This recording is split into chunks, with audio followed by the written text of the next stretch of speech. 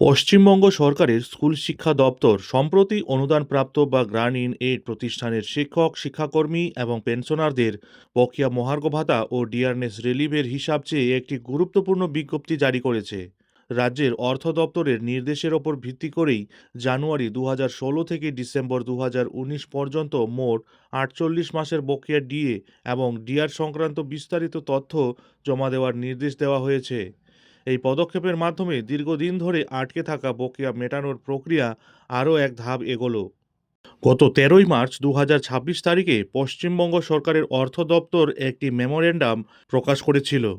এই বিজ্ঞপ্তিতে অনুদানপ্রাপ্ত শিক্ষা প্রতিষ্ঠান, পঞ্চায়েত, পৌরসভা এবং অন্যান্য বিধিবদ্ধ সংস্থার কর্মী পেনশনারদের বকেয়া মহার্ঘ ভাতা মেটানোর কথা উল্লেখ করা হয়েছিল।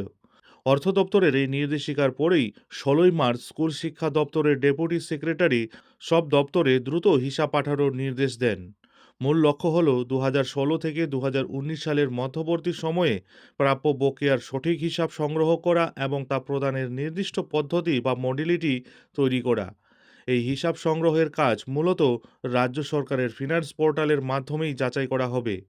যেসব কর্মীর বেতন ইতিমধ্যেই আইএমএফএস বা এইচআরএমএস পোর্টালের মাধ্যমে হয়, তাদের তথ্য সহজেই যাচাই করা সম্ভব।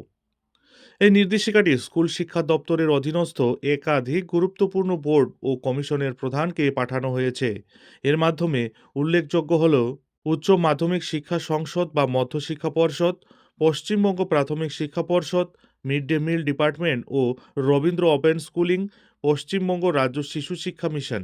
স্কুল শিক্ষা দপ্তরের পক্ষ থেকে মূলত তিনটি তথ্য চাওয়া হয়েছে: সংশ্লিষ্ট দপ্তরের অধীনস্থ সমস্ত কর্মরত শিক্ষক শিক্ষাকর্মী এবং পেনশনারদের পূর্ণাঙ্গ তালিকা, প্রত্যেকটি কর্মীর বেতন ও ভাতার অথেন্টিকেটেড বা অনুমোদিত তথ্য, জানুয়ারি 2016 থেকে ডিসেম্বর 2019 পর্যন্ত এই 48 মাসের প্রতি মাসে প্রাপ্ত মহার্ঘ ভাতা বা ডিআর এর বিস্তারিত বিবরণ। দীর্ঘদিন ধরে রাজ্যের শিক্ষক ও সরকারি কর্মচারীরা বকেয়া ডিএর দাবিতে সরব ছিলেন। বর্তমানে এই বিজ্ঞপ্তিটি স্পষ্টতই বকেয়া মেটানোর প্রস্তুতির অংশ। বিজ্ঞপ্তিতে জানানো হয়েছে যে বকেয়া ডিএ বা ডিআর কিভাবে প্রদান করা হবে তার নির্দিষ্ট পদ্ধতি নির্ধারণ করার কাজও চলছে। কাজের অগ্রগতি পর্যালোচনার জন্য ইতিমধ্যেই উচ্চ পর্যায়ের একটি ফিজিক্যাল মিটিংও ডাকা হয়েছে এবং এই বৈঠকের পর অনুদানপ্রাপ্ত প্রতিষ্ঠানের কর্মচারীদের বকেয়া মেটানোর বিষয়ে চূড়ান্ত রূপরেখা পাওয়া যাবে বলেই আশা করা হচ্ছে। মূলত বকেয়া ডিএ হিসাব নিকাশের কাজ ঠিক কতদূর অগ্রসর হয়েছে তা সরাসরি খতিয়ে দেখতেই 1 এপ্রিল অর্থাৎ আজ বিকেল 4টের সময় নবান্নে এই বিশেষ ফিজিক্যাল মিটিং বা বৈঠকের আয়োজন করা হয়েছে। এই বিশেষ গুরুত্বপূর্ণ বৈঠকে আরও উপস্থিত থাকার নির্দেশ দেওয়া হয়েছে সংশ্লিষ্ট দপ্তরের অ্যাকাউন্টস সেকশনের অফিসার ইনচার্জ, যিনি বকেয়া ডিএ হিসাব নিকাশের মূল দায়িত্বে রয়েছেন, অর্থ দপ্তরের উপদেষ্টা বা ফিনান্সিয়াল অ্যাডভাইজার, সংশ্লিষ্ট দপ্তর যাকে উপযুক্ত বলে মনে করবে এমন অন্য কোনো আধিকারিক। এবং এই বৈঠকের মূল আলোচ্য বিষয় হল কর্মচারীদের বাস্তবে ঠিক কতটা ডিয়ারনেস অ্যালাউন্স বা ডিয়ারনেস রিলিফ প্রদান করা হয়েছে তার সঠিক হিসাব পর্যালোচনা করা, হিসাব নিকাশের বর্তমান অগ্রগতি মূল্যায়ন করা এবং এই প্রক্রিয়ায় উদ্ভূত অন্যান্য আনুষঙ্গিক সমস্যাগুলি নিয়ে বিস্তারিত আলোচনা করা। রাজ্যের শিক্ষা দপ্তরের অধীনে থাকা শিক্ষক এবং অশিক্ষক কর্মচারীদের বেতন মূলত ওএসএমএস পোর্টালের মাধ্যমে পরিচালিত হয়ে থাকে, কিন্তু বাস্তব চিত্র হলো এখনও পর্যন্ত ওএসএমএস পোর্টালে এই বকেয়া হিসাব সংক্রান্ত কোনো আপডেট লক্ষ্য করা যায়নি।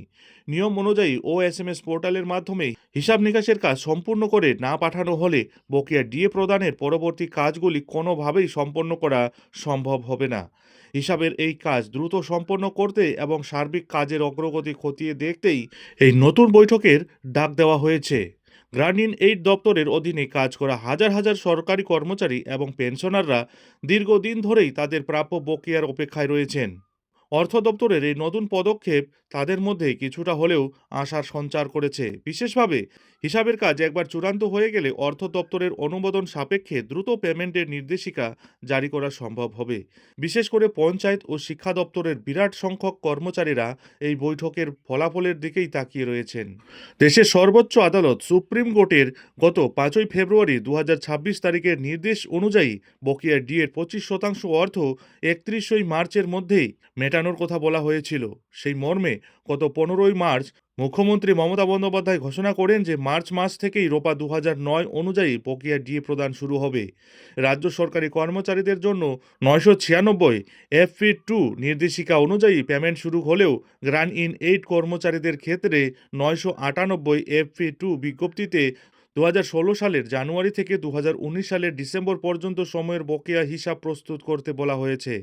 অর্থ দপ্তরের অনুমোদন সাপেক্ষে সংশ্লিষ্ট প্রশাসনিক দপ্তরগুলি আগামী দিনে এই বকেয়া প্রদানের চূড়ান্ত পদ্ধতি বা মডেলিটি প্রকাশ করবে। এখন দেখার বিষয় হলো আজকের বিকেল 4টেতে নবান্নে হতে যাওয়া এই বৈঠকে রাজ্য সরকার কী পদক্ষেপ নিতে চলেছে। বঞ্চিত কর্মচারী শিক্ষক শিক্ষিকাদের বকেয়া ডিএর ব্যাপারে কী পদক্ষেপ বা কী নির্দেশ দেওয়া হয়, এই বৈঠকের দিকেই এবার নজর রাজ্যের বঞ্চিত কর্মচারী মহল।